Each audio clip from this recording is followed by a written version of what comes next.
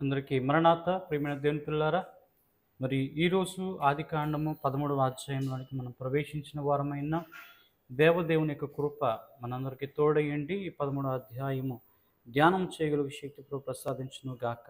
ఆమేన్. ప్రియమైన దేవుని పిల్లారా, 12వ దినమందు అబ్రహామును దేవుడు చూపించు దేశంన వెళ్ళమన్నప్పుడు మరి అబ్రహాంతో పాటు పశువులు కాపరులు, పశువులు, అలాగే ఆయనకున్నటువంటి సమస్తాన్ని కూడా తన భార్యని, తన యొక్క మరి సహోదరుని కుమారుడైనటువంటి లోతుని, తన కుటుంబాన్ని, తనకున్న పశువుల కాపరుని, పశువుల్ని అన్నీ కూడా వెంట పెట్టుకొని మరి తీసుకుని వెళ్ళడం జరుగుతుంది. వారి మార్గంలో మరి వారికి కలిగిన ప్రతి ఆటంకాన్ని దేవుడు అవరోధనలను దాటించి వారు నడిపించిన వారై ఉన్నారు.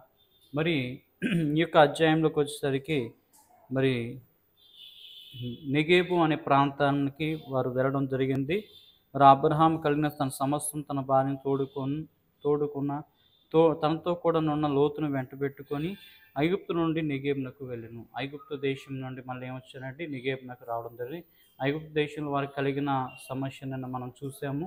మరి రాజుగారు చేసినటువంటి మరి దుశ్చర్య అదే చేయబోయేటప్పుడు దేవుడు వారిని మరి భయపెట్టగానే దేవుడు భయానికి వారు గురై వెంటనే వారు తప్పు తెలుసుకొని మరి వారిని క్షేమంగా వారి యొక్క ప్రాంతం నుంచి వెళ్ళిపోమని చెప్పినప్పుడు మరి వారు ఐగుప్తు వదిలిపెట్టి మళ్ళా ప్రయాణం సాగించి నెగేబునకు వచ్చును. నెగేబు అంటే దక్షిణ పాలస్తీనా, నెగేబు అనే పేరు మాట. దక్షిణ పాలస్తీనాకి రావటం జరిగింది. అబ్రహాం వెండి బంగారములు పశువులు కలిగి బహు ధనవంతుడై ఉండానండి. బహు ధనవంతుడిగా దేవుడు ఆయన్ని దీవించాడు. అతడు ప్రయాణం చేయొచ్చు దక్షిణ నుండి బేతేలు వరకు, అనగా బేతేలుకు హాయికి మధ్య తన గుడారం మొదట ఉన్నటువంటి స్థలములకు వెళ్ళి మరి అక్కడ దేవుడు బలిపీఠము కట్టి దేవునికి ఆయన యెహోవా నామమున ఏం చేసిన ప్రార్థన అనేది చేయటం జరిగింది. అబ్రహాముతో కూడా వెళ్ళినటువంటి లోతును గొర్రెలు, గొడ్లు, గుర్రములు కూడా గుడారములు కూడా ఉండిన గనుక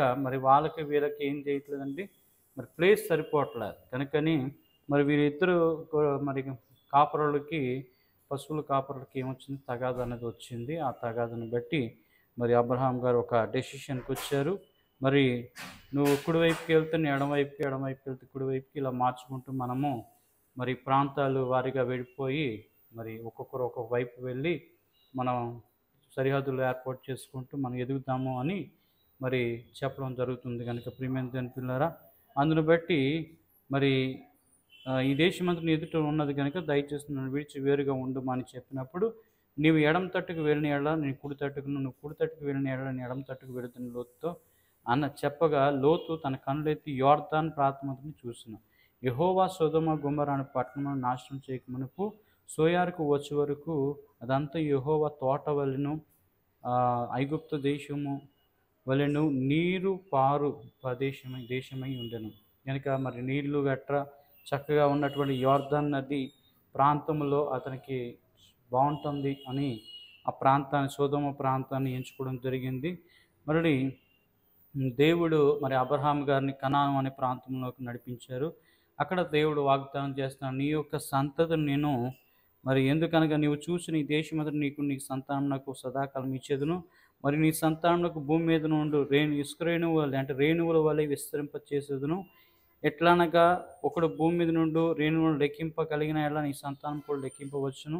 నీవు లేచి ఈ దేశం యొక్క పొడుగున వెడల్పును దానిలో సంచరించము, అది నీకు ఇచ్చేదని అబ్రహాంతో చెప్పును. అప్పుడు అబ్రహాము తన గుడారం తీసి హెబ్రోన్లో నుండి మమ్రే దగ్గర ఉన్న సింధూర వృక్షంలో దిగి అక్కడ యెహోవాకు బలిపీఠము కట్టెను. కనుక ఆయన ఎంతవరకైతే ప్రయాణం చేస్తే ఆ ప్రదేశం అంతా కూడా అబ్రహాంకి దేవుడు స్వాస్థ్యంగా ఇస్తాను అని సెలవిచ్చిన వారు అన్నారు. మరి సొదొమ గొమొర్రా పట్టణాల్లో ఉన్నటువంటి మనుషులు, ప్రియమైన దేవుని పిల్లలు, దుష్టులు, వారు దేవునికి అసహ్యులుగా వారు మరి ఉన్నవారై ఉన్నారు. అది పాడవక ముందు మరి ఆ దేశాన్ని ఏర్పాటు చేసుకున్నారనమాట లోతు. కనుక ప్రియమైన దేవుని పిల్లరా, ఈ యొక్క అధ్యాయంలో మనకి ప్రాముఖ్యంగా కనిపిస్తుంది ఒకటి, అబ్రహామును దేవుడు ధనవంతునిగా దీవించటము. ఎందుకు అంటే దేవుని మాట విన్నాడు కనుక దేవుడు ఆశీర్వదించాడు.